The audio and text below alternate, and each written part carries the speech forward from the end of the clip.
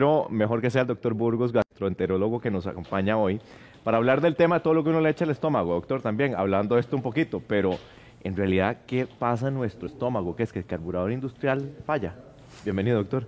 Muy buenos días. Bueno, realmente no es que nuestro carburador industrial que tenemos ahí falla, sino que abusamos de él, ¿verdad? Y lo que pasa es que nuestros cuerpos vienen en el mismo concepto en un sistema estándar. Vienen para que usted pueda todos los días adecuadamente hacer una buena dieta y a través de ello sacar los nutrientes y hacer el aprovechamiento. Pero, ¿qué es lo que pasa usualmente con nuestra vida? Nuestra vida está llena siempre de excesos, de altos y bajos. Y esos altos y bajos son los que hacen que nuestro cuerpo se dañe propiamente y produzcan dos patologías muy importantes, que son las que la mayoría de las veces nos quejamos. Uno, que es la clásica enfermedad acidopéptica, que es la que nos produce esa sensación de dolor, náuseas, ardor, regurgitación. Y el otro factor que es muy importante, que es el trastorno funcional, el que nos produce la distensión, la sensación de gases, la dificultad de defecación y además de eso la presencia de dolor cólico y malestar general. Doctor, y para ponerlo todavía más práctico, ¿verdad? Que la gente en casa se va a identificar mucho. De repente tiene uno una sopita así caliente, pero que está hirviendo y de repente le mete uno también el fresco caliente, el fresco frío. Ahí, ¿qué pasa con la mucosa del estómago? ¿Se lastima? Bueno, esto es un aspecto muy importante. Siempre ha habido dudas que si las cosas muy calientes o muy frías podrían dañar el tracto digestivo. Vamos a quitar ese mito. Hoy vamos a trabajar... ¿Eso no es cierto? No, no es cierto. Bueno. Vamos a trabajar sobre muchos de los mitos importantes. Primero, el tomar cosas muy calientes, lo único que se ha observado es que puede tener alguna incidencia con la presencia de un tejido especial a nivel de esófago, pero que no produce cáncer, que no produce ninguna otra patología. Y esto, lógicamente, si usted consume productos muy calientes, lógicamente se puede quemar la cavidad oral. Que no se siente que se le quemó el cielo. Hay que tratar de evitarlo porque pierde el gusto, pierde la sensación. Pero en sí no produce ningún daño porque usualmente en el proceso en que va adquiriendo el cuerpo rápidamente amortigua el calor. Pero lógicamente no podemos generar temperaturas muy altas. El frío singularmente es algo interesante porque el frío usualmente como factor genera espasmo. Pero eso no es en todas las personas, ¿verdad? Entonces, cuando usted está consumiendo un producto muy caliente y toma muy rápidamente el frío, puede contraer muy fácilmente la musculatura del esófago y generar un espasmo y la persona siente que se le devuelve en algún momento, pero eso es natural. Y algunos pacientes, en un concepto como muy específico, cuando hay cambio de temperatura muy brusco, puede generar lo que se llaman arritmias, o sea, ¿qué es eso? que son alteraciones en la frecuencia cardíaca, ¿verdad? Claro. Entonces, eso puede suceder, pero ni uno ni otro extremo son malos. Eso es un error de que la gente dice, es que si usted está comiendo caliente y toma frío, eso es malo. No produce ninguna cosa. El cuerpo tiene la capacidad para poder generar esa adaptabilidad y la adaptabilidad lo da nuestra cavidad oral, que es la capacidad que nos da para saber qué podemos consumir y qué no podemos consumir. Bueno, quedémonos ahí en la cavidad oral, porque ahí sí tengo que decirle, doctor, a veces uno está echándose el chicharroncito, ¿verdad? Y uno medio lo mastica y se lo traga, así que pasa cuando uno, por ejemplo, pedazo de carne que no lo mastica bien y se lo traga. Bueno, es que ahí empezamos por uno de los problemas más importantes, que es la salud oral. Lamentablemente no nos cuidamos de tener todas las piezas dentales adecuadas. Entonces muchas personas a veces lo que hacen es simplemente tragan sus productos, no los mastican porque a veces no tienen todas sus piezas dentales. Así es. Y eso es un problema. Hay que procurar siempre desde la infancia cuidarlas y además de eso procurar el restaurar estas piezas para que usted pueda generar tanto la incisión, o sea, cortar los pedazos, como también masticarlos.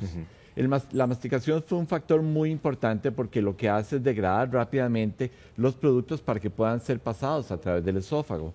Y esto usualmente es el mecanismo más importante, donde usted va a traducir, masticar y tragar para que entonces a través del esófago, por los movimientos peristálticos, pase directamente al estómago. Sí hay que tener cuidado que cuando usted consuma los productos trate de masticarlos bien, porque muchas veces es muy frecuente que las personas coman muy rápido. Y esto nos lleva a este concepto. La gente usualmente llega, se siente y no ha terminado de sentarse cuando ya acabó con el plato, ¿verdad? Sí, bueno, eso me pasa a mí. Y de hecho siempre me dicen, usted se hace la comida tragada, me dicen a mí. Y hay otra gente que más bien come como un pajarito y uno vacila, ¿verdad? Se come como pajarito, dura todo el día. Pero aquí hay dos factores que suceden muy importantes. Muchas veces cuando se come muy rápido se traga mucho aire también. sin que se dé cuenta la persona. Entonces comienza usualmente a tener eructos después de la comida y eso es muy molesto. Pero también viene el otro problema. No se cumple la fase cefálica de la alimentación. Ajá. Entonces, cuando usted no hace el proceso de comer detenidamente, su mente no asimiló todavía el hecho que usted ya comió. Y entonces usted sigue con apetito, sigue con hambre. Y por eso es que termina la comida y siempre va a buscar más o trata de rellenarse con un poquito de dulce para poder satisfacer esa parte. Y eso es algo muy importante porque eso nos induce poco a poco a tener un exceso de calorías dentro de nuestra alimentación que genera obesidad y otros problemas. Ahí está el segundo tipsillo que le estamos dando a la gente, doctor. Entonces, ahora, también le quería preguntar, porque corrámonos un poquito para acá. Esto que es como una tentación para mucha gente. El chilito, por supuesto, bien picante, ¿verdad? El condimento, pimienta. ¿Aquí qué pasa, doctor? ¿Realmente comer chile es bueno o no? Vea, siendo un día tan especial hoy, la Biblia dice, todo me es lícito, mas no todo me conviene.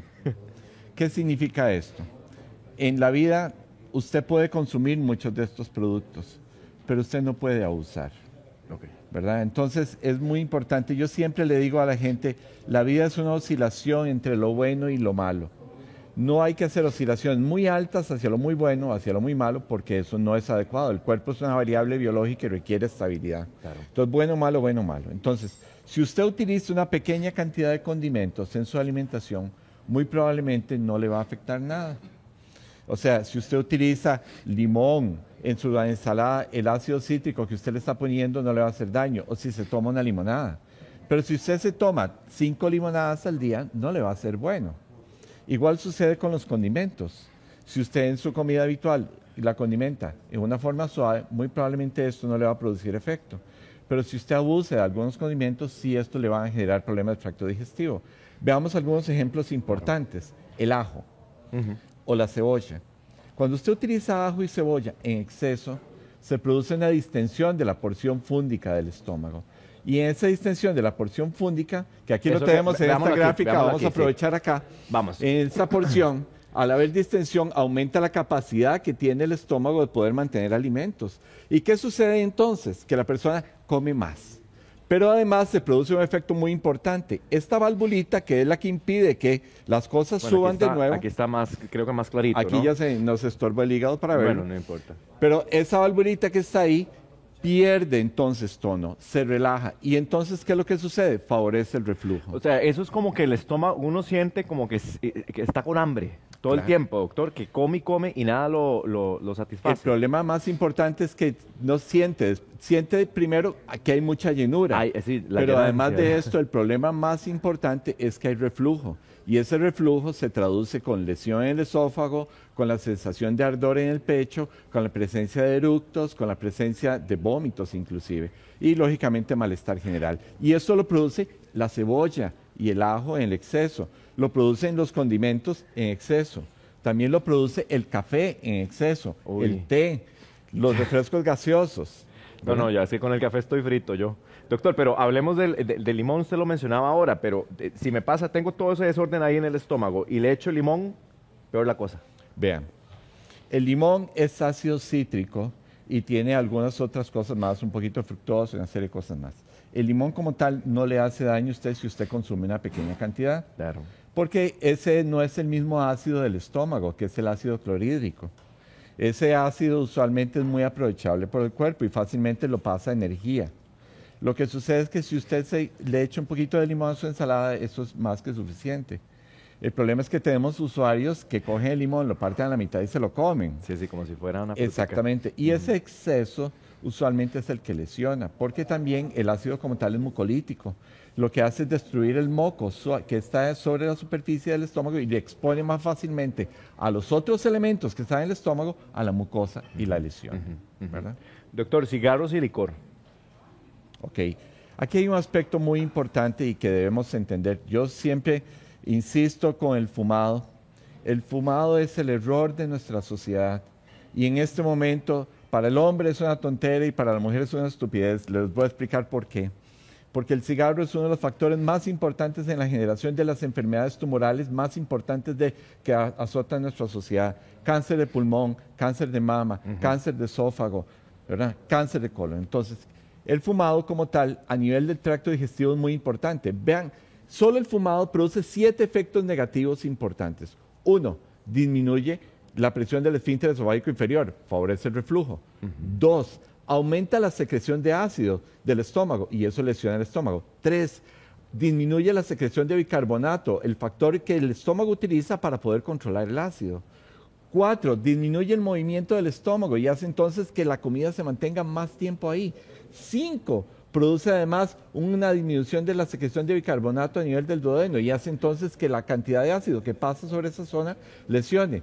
6, produce una disminución de la producción de quimotripsina, una serie de sustancias que hacen que las sustancias puedan ser degradadas adecuadamente del tracto digestivo. Eso es solo el fumado. Entonces, el fumado, y esto es solo en el tracto digestivo. Sí, ni Traslade esto a los otros aspectos. Claro. Entonces, el fumado es un error muy grande de nuestra sociedad. Hay que eliminarlo. Es un vicio y es peor que cualquier otra droga.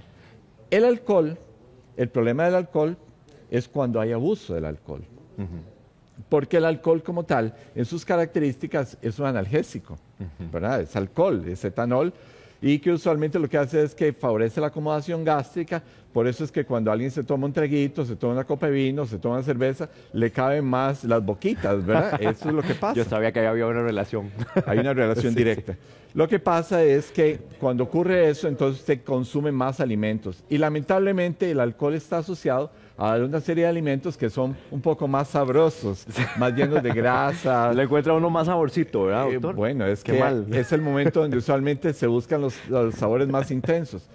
Todos esos alimentos son difíciles de degradar en un momento en que el estómago está detenido. Doctor, lo que es cierto es que el ritmo de vida ha cambiado mucho para la gente, ¿verdad? Uno pasa mucho tiempo en la calle, llega a la casa más tarde y uno dice, bueno, aquí me voy a cenar, ¿verdad? Y entonces uno empieza a darle y se acuesta bien llenito.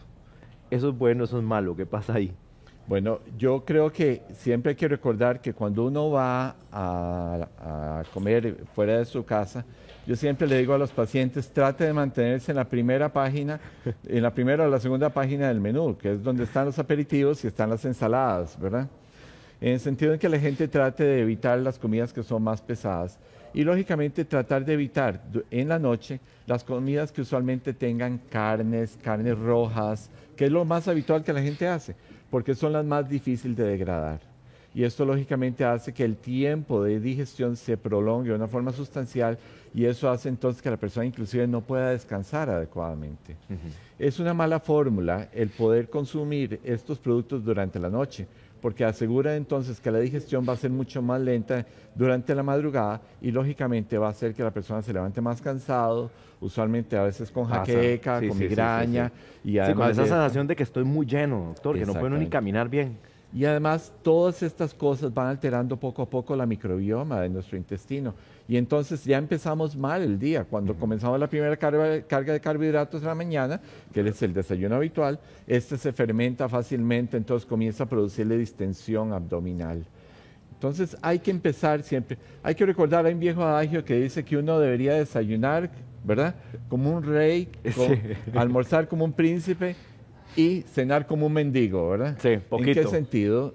Que hacer un buen desayuno, un almuerzo adecuado, pero siempre una cena suavecita. Doctor, el pastillero, porque no lo podemos dejar de lado, ¿verdad? Uno generalmente va, come y se echa un montón de pastillas, ¿verdad? Hay gente que por deporte le gusta andar con la acetaminofén y tomársela para todo, pero ¿nos está dañando ahí realmente el estómago? Bueno, eso es un aspecto muy importante que hay que separar.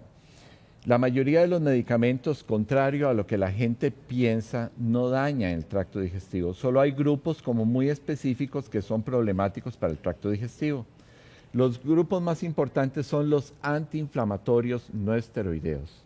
Cuando estamos hablando de los antiinflamatorios no esteroideos, estamos hablando de la indometacina, del ibuprofeno, ¿verdad? De usualmente diclofenaco, pero no el acetaminofén. El acetaminofén es un analgésico antipirético, o sea, quita el dolor y quita la fiebre, pero no es antiinflamatorio. Entonces, digamos, si usted tiene como sustancias como el ácido acetil salicílico, como la aspirina habitualmente, y todos estos antiinflamatorios sí son analgésicos antiinflamatorios. Estos lesionan la mucosa del tracto digestivo. Hay que tratar de evitarlos en todo momento y el abuso de ellos siempre debe evitarse. Hay que recordar que cuando una persona tiene que tomar en forma crónica antiinflamatorio y no esteroideos, debe tomar protección gástrica de por vida. Y esto ya está bien establecido en las normas internacionales, que esto es lo que debe hacerse. Okay. Si usted usa analgésicos como el acetaminofén, usted puede usarlos en una dosis adecuada de 1 o 2 gramos, eventualmente si usted lo requiere. Pero hay que recordar que el acetaminofén es letal si usted lo combina con alcohol y a dosis bajas. Porque la gente dice, no, voy a tomarme un acetaminofén y unos traguillos ahí para que no me haga nada. Ni me diga, ¿verdad? Uno es medio cabezón a veces, ¿verdad? Se echa la aspirinita y de repente se echa por ahí un fresquillo. Okay. El problema es que copetines. El problema es que si usted combina el acetaminofén y una pequeña cantidad de alcohol, eso favorece el efecto tóxico del acetaminofén. Bueno, imagínese usted. Y ahora, no es que el acetaminofén sea tóxico, es un buen medicamento, es uno de los mejores analgésicos que hay.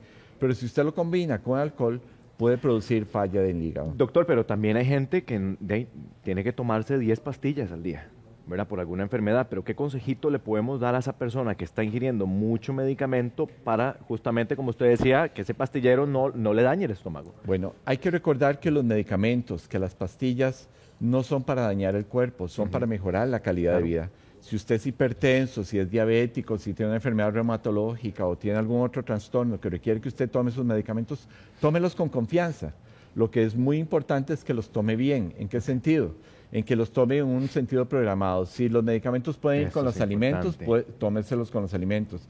Si tienen que separarse de los alimentos, entonces aprovéchelos, como las hormonas. Por ejemplo, la levotiroxina, que es muy frecuente el hipotiroidismo. Hay que recordar que siempre hay que tomarla por lo menos 30 o 40 minutos antes del desayuno. No combinarlo con el desayuno porque pierde la potencia el medicamento. Y como te digo, la mayoría de los medicamentos no producen lesión en el cuerpo. Es uno que no sabe tomarlos. Lo que pasa es que la combinación es lo que nos hace el daño. De acuerdo. Ojo este comentario. Dice doña Brenda que ella padece muchos problemas gástricos y que a veces ha llegado hasta sudar bien frío. ¿Eso tiene alguna relación? Estos sudores, ¿verdad? Que la gente siente, ay, ¿qué es esto, verdad? Y empieza a sudar frío y frío. ¿Hay relación o no? Bueno, es que hay una gran cantidad de síntomas que se llaman simpáticos, ¿verdad? Así se llaman, simpáticos. Son muy antipáticos, pero son simpáticos. Que están muy relacionados con la manifestación de nuestro sistema motor simpático. Eso es la frecuencia cardíaca, la frecuencia respiratoria, la sudoración fría, la presencia de piloerección, o sea, que los pelitos se paren. Todos estos están correlacionados a una respuesta que está integrada a nivel cerebral. Cuando hay presencia de distensión, de dolor, de molestias o de presión a nivel de diafragma, se pueden presentar esos síntomas. Esos sudores fríos. Ahora, esto es muy importante que recordar que es un síntoma simpático y lo que hay que hacer en este sentido es tratar de corregir la causa que lo produce. Si es la distensión, hay que darle sustancias que le reduzcan la distensión. Si es el dolor, hay que quitar el espasmo. Doctor, cuando usted habla de distensión, el estómago se ha hecho más grande. Claro. Okay. Esto es muy importante porque usted ha visto que siempre la gente dice, es que yo tengo colitis. Siempre. La colitis es un mal término porque colitis no refleja nada. Lo que la gente llama colitis son usualmente 3 síntomas primordiales. Uno que es que se siente inflamada, que no es inflamación, es inflazón, ¿verdad? O sea, distensión. 2, que es la presencia del dolor cólico, que es la otra molestia muy importante. Y el tercero es la presencia de paso de gases, que se manifiesta por eructos o por flatulencia. Sí, ahora vea lo que dice doña Inés. Doña Inés dice que apenas come, estos deben ser de los otros síntomas simpáticos de que nos dice el doctor, siente náuseas y también ardor. Ok, vean qué importante esto. Hay un paradigma que hay que ver. Cuando usted tiene dolor en la porción alta del estómago, lo que nosotros llamamos la boca del estómago, que es el epigastrio. Epigastrio se Exactamente. llama. Si usted tiene dolor y ardor en esta zona y mejora con la alimentación y después comienza a aparecer de nuevo, eso es un síntoma que puede existir una úlcera duodenal. Pero cuando hay dolor, cuando usted come, mucho ojo, porque puede ser que haya la presencia de una gastritis erosiva, una úlcera gástrica, o que hayan lesiones a nivel de esófago. ¿Eso puede terminar en un cáncer gástrico, doctor? El asunto es que el cáncer gástrico es nuestro enemigo y él crece siempre en el silencio. Y lo que sucede es que cuando el cáncer gástrico da síntomas, ya usualmente los síntomas se producen porque hay una obstrucción, porque hay problemas importantes. Pero sí hay que entender que el deterioro continuo que el estómago sufre a través del tiempo genera atrofia, genera una entidad muy especial que se llama metaplasia, que es un cambio del tejido, y esto puede generar cáncer. Entonces hay que evitar ese tipo de abusos. Doctor, tenemos más consultas de nuestros televidentes a través de las redes sociales de Giros. Dice Fabricio, y literalmente yo me siento identificado con esto porque lo escucha uno mucho en la calle, que es, me suenan los intestinos. ¿A qué se puede deber eso? ¿Es más un mito o hay alguna razón que no diga, y si algo se siento que se mueve ahí? No, es muy lógico que sucede, porque el sonido se produce primordialmente porque cuando usted consume alimentos y su flora intestinal no los logra trabajar adecuadamente y sus enzimas, entonces las bacterias que viven en nuestro intestino agarran esos alimentos y los desdoblan rápidamente en dos sustancias. Uno es la energía que ellos aprovechan y otro el gas que producen. Entonces, en un medio líquido, y vean qué interesante, volvemos al ejemplo que estamos acá.